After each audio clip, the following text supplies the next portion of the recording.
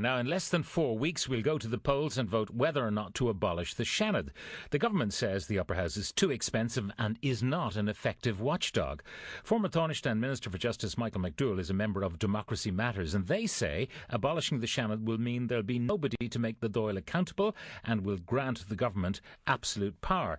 Michael McDowell joins me in studio. You're very welcome to the programme. Thanks, Pat. Now, I'll put you on the spot straight away. Ivan Yates earlier this morning in a conversation with me at about 9:45 said he's hearing whispers around the town that you're going to run for Europe. That's not true. Simple denial. And that's another untruth in this campaign, yeah. OK, so it's just not true. Yeah. End of story. Put to bed. Goodbye. Michael McDowell is not running for Europe. So let's talk about the Seanad then, which is our agenda today. The business of absolute power going to the Dáil. You believe that in the absence of the Seanad that would be the case? Yes, if there's only one house in our parliament, and if that house is controlled by the whips in the way our Dáil is, there will in fact be no room for independent voices or people to challenge the government. And just to take an example, Pat, just look, I mean, I don't agree with all of her views on abortion, but look what happened to Lucinda Creighton.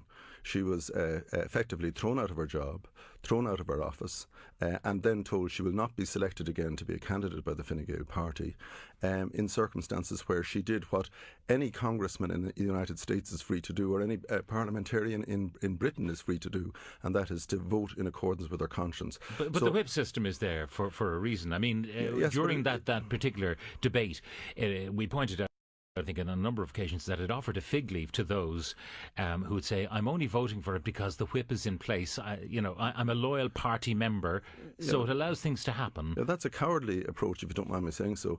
I mean, the Progressive Democrats, when we were in the Dáil, had a rule in our party constitution that nobody could be forced by the whip to vote against their conscience. And in Britain, for instance, recently in relation to the Syria crisis, both Liberal Democrat and Tory MPs voted against the government. So our whip system is the most vicious in Europe, and the consequences for breaching it are the most harsh in Europe. And if so even though we inherited from the British Parliament, they have a less malign whip system than we have. Absolutely. People like Winston Churchill were always rebelling against his party and changing party and the like. That was the norm. For the Progressive Democrats, I mean, what was a matter of conscience? Could you have a matter of conscience on a budgetary matter? Could you have a matter of conscience on a transport bill? No, it was written into the rules of the party that it had to be on a matter of conscience, and obviously. But what might that be? Well, I mean, there's no limit to where conscience can go. But I mean, we interpreted it in a bona fide manner, and two of our deputies availed of it on one occasion. Now, when you criticise the government for wanting this absolute power grab, even they cannot believe that they will be in government forever. So you wonder if your logic is persuasive, why would they want to do something that they in opposition will be crucified by?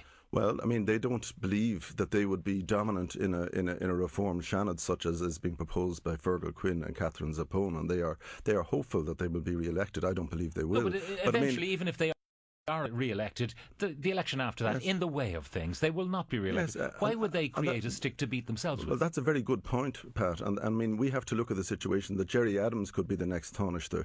Who knows who will be in power after the next election?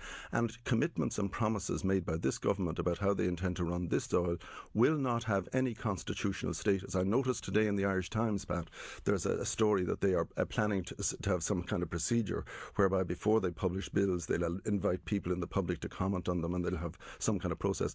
There will be, just to explain to people who have got the Times today, there will be a selection committee. So if Michael McDowell, for example, offers his views on Dublin traffic management, in which you're not qualified, although you would have views, they will decide whether you are competent enough or appropriate enough or experienced enough or expert enough to participate in this consultation process. Pat, that is the greatest joke of all time. All committees in the Dáil are subject to a party whip, and if the minister doesn't want to see Michael McDowell in there at a hearing, I won't be called. And that applies right across every committee of Dáil Éireann. The party whip applies. We've had situations where Peter Matthews, for instance, when he was a member of the Fine Gael Parliamentary Party, proposed an amendment to a bill and then was forced to vote against his own amendment by the party whip. They do say, though, that they will strengthen the powers of ombudsmen. They will also strengthen the powers of regulators. The Freedom of Information Act will be loosened up to make government affairs even more transparent. They promise independent oversight of budgetary matters with the Fiscal Advisory Committee. But we have all of that at the moment. The Fiscal Advisory Committee is there already. These measures, such as changing the Ombudsman's powers or changing the Freedom of Information Act, these are all freestanding measures which they could bring in tomorrow. The real question is whether, and this is the crucial question, in future, the whips in the Dáil will decide whether a bill is given any debate at all. Whether it's they promised not to use the guillotine as much as well. That's part of the Irish Times story today. Yeah, but Pat, take a look at what they did in the last 2 years. They said, and they solemnly told the Irish people, Fine Gael and Labour, that they would use the guillotine on the rarest of occasions. They've used it on 55%, more than half of every bit of legislation. They have curtailed debate and stopped people speaking against the measures that they're proposing. Now, you're saying that people should vote no to the abolition of Seanad and you want reform, but that is actually not on the agenda. What the agenda is, and it's the only way we can operate, we don't have an A, B or C on the ballot paper. It'll be, do you want to maintain the Gentlemen and Ladies Club in Kildare Street, or do you want it gone? We don't have the other option. Would you like to keep it and reform it, make it smaller, make it more efficient? We don't have that option. If you abolish it, you prevent it from being reformed. But what the government is pretending deceitfully to the people is that reform is not available now. There is a bill which has passed second stage in the Seanad, the Quinza Pony Bill, which would give every single citizen in Ireland, not just university graduates, the vote on each of the on the panel of their choice for people to be elected, so that every citizen would have a vote in the Seanad, and the present grip that the politicians have would end immediately. If that bill is passed before Christmas, at the next, and the people reject the abolition referendum, at the next general election, every single person, you and I, regardless of our status, will be entitled to choose on which panel we want to vote in the next Senate. And the bill goes further. How would you get on the nominees to those panels? Because you've said you register to vote, as is the case with, for instance, you as a university graduate, as a candidate on the panels. For example, you said that you want a second chamber made up of people with experience and expertise. Yes. How do you guarantee that you've got people of experience and expertise? Well, their bill provides in an elaborate process a scheme whereby you have to show that you have credentials to stand for the Seanad. And it's all laid out in the bill, which is now going to committee stage. No, but what sort of credentials would they be? Well, they have to be experience and public standing and competence in an area. I mean, you have a competence, for instance, in broadcasting. You had competence in engineering. I hope I have some competence as a lawyer. And I can't stand, therefore, as a candidate for the agriculture panel. Okay, so you would go and offer yourself to a particular panel based on your own expertise and relevance to that panel. It couldn't be just because you fancy a seat in Dáil Éireann someday. That's right. And if you look at the kind of people who are chosen by that system, you just have to look at the present highly restrictive university seats, the 6 seats that are put through by 2 universities that the candidates are elected on. We have an oncologist, John Crown. We have Fergal Quinn, the entrepreneur. We have Ronan Mullen, a social conservative commentator. We have Ivana Bacik, a liberal law lecturer. And we have, who am I forgetting? I'm forgetting Sean Barrett, the economist. We have significant, and David Norris. We have significant choice and valuable people in our Parliament where we give people the vote. Where the problem arises is where the TDs took, by enacting an ordinary law, the vote unto themselves. And you see, Enda Kenny has a bit of a neck on this, because he's saying, that 1% of the people elect the Senate. That's because Dáil Éireann passed a bill saying nobody except ourselves and county councillors can do this job. That situation can be reversed by Christmas if the Quinza Pony Bill is accepted. Now, what about the notion, though, that if you do have general suffrage in terms of the Seanad, that you'll actually get a Seanad chamber that will mirror exactly what the voters have voted for in the first chamber? It's highly unlikely. I mean, take a look at the university graduates. John Crown is not a party member, neither is Fergal Quinn, neither is Sean Barrett. And they are not the kind of people who would be elected in the Dáil. No, but what I'm saying is if everybody who votes in the general election for the Dáil, then a few weeks later, or maybe even on the same day, votes for the Seanad elections, and the candidates... No, it wouldn't work like that. I mean, you'd have to decide, if you were a farmer in Galway, do you want to vote either on the cultural and educational panel or, say, for instance, on the agriculture panel?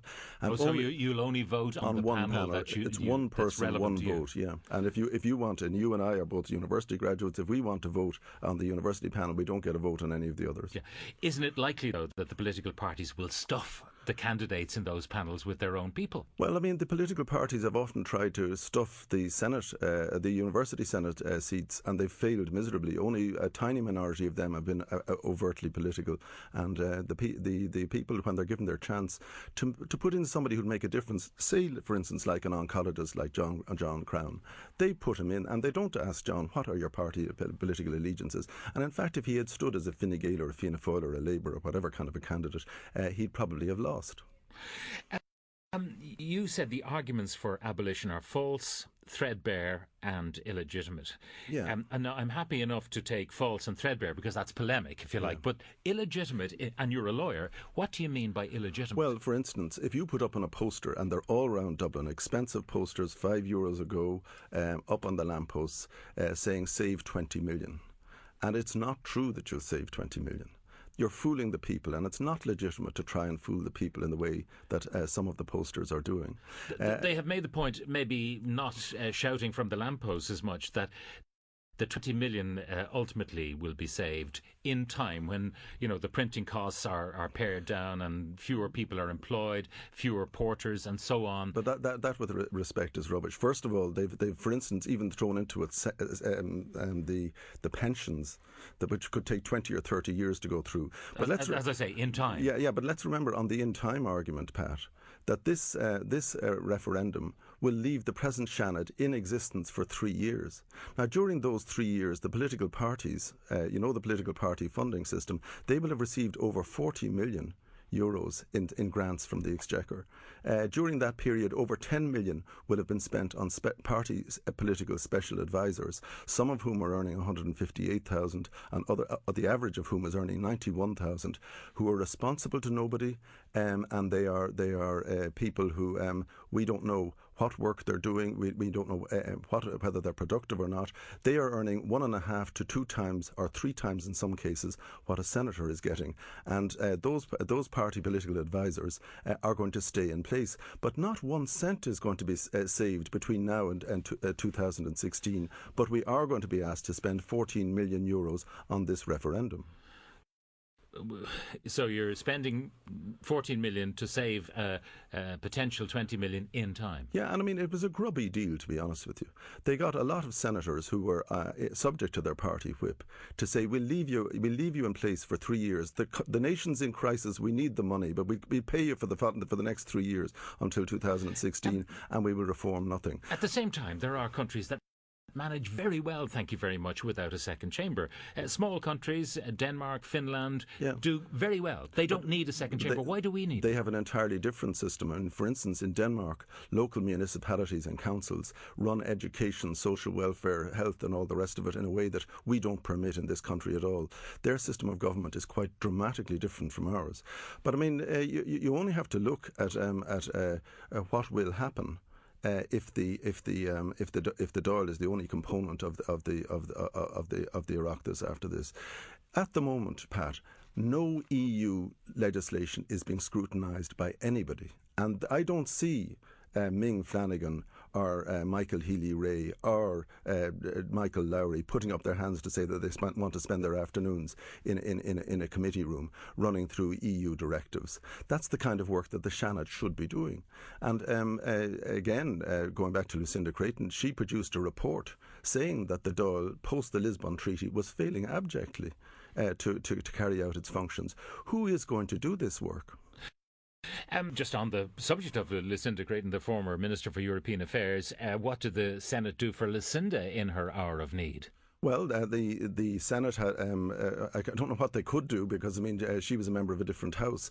But you know, if this was a scandal that a woman of conscience was being drummed out of her party, there was no protection from the second house for her situation. Other senators took exactly the same course as she did, and are in exactly the same position as she is, flung out of their parliamentary party, flung out of their rooms, and faced with effectively exile from their party machines. Other people are saying, why in all the governments and when you were active in the Dáil, why you didn't reform the Seanad then, and now you're saying as it's threatened with abolition, let's do it now. Well, can I give you a little potted personal history? When I was before the PDs actually I was elected as a PD-TD in 1987. Des O'Malley asked myself and a small group of lawyers to draft a private member's bill to get rid of the Seanad. And we started drafting it, and we discovered halfway through the process that it would leave the Constitution in tatters, which this amendment, by the way, will do as well. There will be entire missing hunks of the Constitution, 7 whole articles will go, and the Constitution will be a wrecked document after this. But we reported back to him that it wasn't possible, and then we produced, he said, well, how can it be done? And we said, you'd have to have an entirely new Constitution. We produced that one, and you may recall that was the one about which there was a controversy about whether 3 or 4 mentions of God was sufficient in the Constitution. After that, I became a minister, Attorney General in 1999 and minister in 2002. And at that stage there was a committee, an all-party committee, in which the Progressive Democrats participated with John Dardis. And it came up with a report which was brought after it was published in 2004 to Bertie Ahern, who was the Taoiseach at the time. I wasn't the leader of the PDs until late 2006. And he agreed to implement this change. Now, after that, I lost my seat in 2007, so I don't know what happened after that, but that's a potted history of my engagement. But during the period that I was a minister, Pat, and this is something I'd like to convey to you, I brought as many of the important bills that I could to the Seanad first, because I knew they would get a really good debate, that they get a clear examination from people who weren't trying to score points or throw shapes or be flung out of the house. Because the Seanad was widely unreported, it has to be said. Well, yeah, but they sat down and did the work on things like the defamation bill, on things like the land law and conveyancing bill. They sat down and did the work, and Mary O'Rourke was the leader of it at the time. There was no guillotine in the Seanad. They actually sat down before a debate and worked out how long they needed. How many amendments came through to you from the Seanad? That's the point. Many. And I mean, I'll give you other examples. I mean, for instance, the Taoiseach said yesterday, and again, it's untrue, and it's unworthy of a Taoiseach to use untruths. He said that the Seanad has no effect; it's ineffectual. Since he has been in office, over 550 amendments have been made to laws passed by his government in the Seanad. And, that's very significant. And private members' bills have come from the Seanad. Fergal Quinn, for instance, has a construction contract bill which started in the Seanad and has now passed.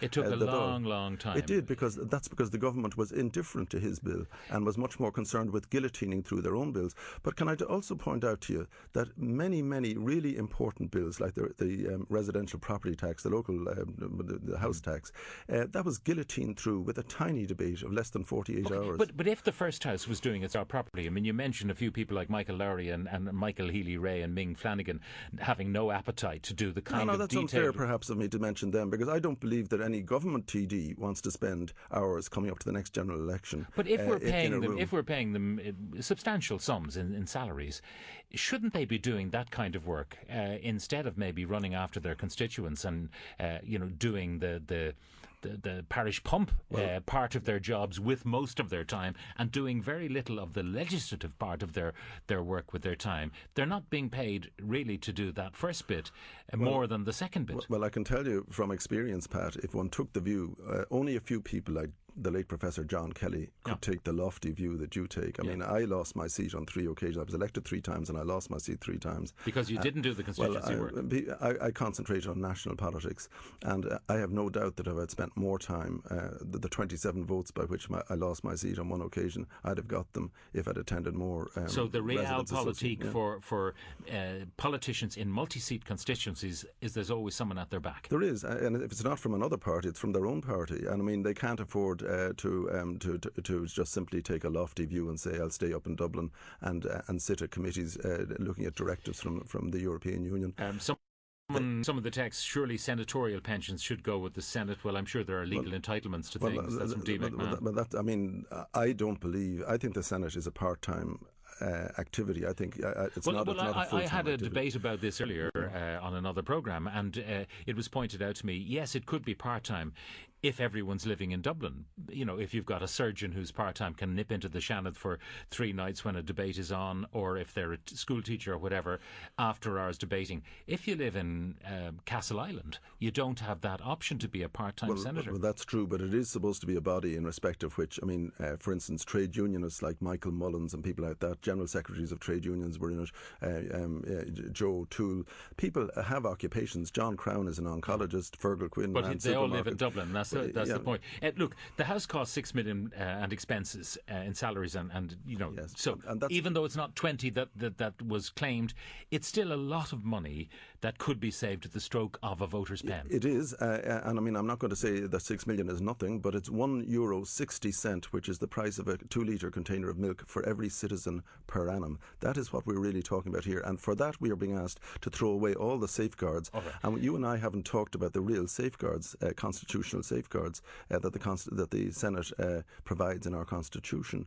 I mean, for instance, one single chamber will be able to get rid of judges, one single chamber will be able to remove the president, one single chamber will be able to guillotine through legislation. There'll be no safeguard or no check against any of those things if we get rid of the Senate. Apropos of our conversation, the launch of the Labour Party campaign for a yes vote takes place this afternoon, and Labour's Director of Elections for that campaign, Alex White, will be in studio on Newstalk Lunchtime with Jonathan Healy. Just the other side. Yeah, well, I mean, I'm glad you are doing a sort of a balanced item, because I think, you know, there's sort of a ding dong, you didn't kind of a debate is no use. I think what you're doing is the right way to deal with this, Pat. But can I make one point about the Labour Party? The great majority of the parliamentarians in the Labour Party, both TDs and senators, are against this measure, and they stood in the last election on a promise to put the issue of the Seanad to the Constitutional Convention. They were bullied off it by Enda Kenny, and the Constitutional Convention was prohibited from dealing with this issue. And if you ask among ordinary Labour Party people where they stand against abolition. One very brief question regarding the Seanad. The government should be giving us 3 choices: keep it, bin it, or reform it. That's not really open to us under our present system, is it? No, it's not under our present system, and therefore to reform it you have to say no to its abolition. All right, Michael McDowell, thank you very much for joining us. Coming up, breaking news on Giovanni Trapattoni. That after this.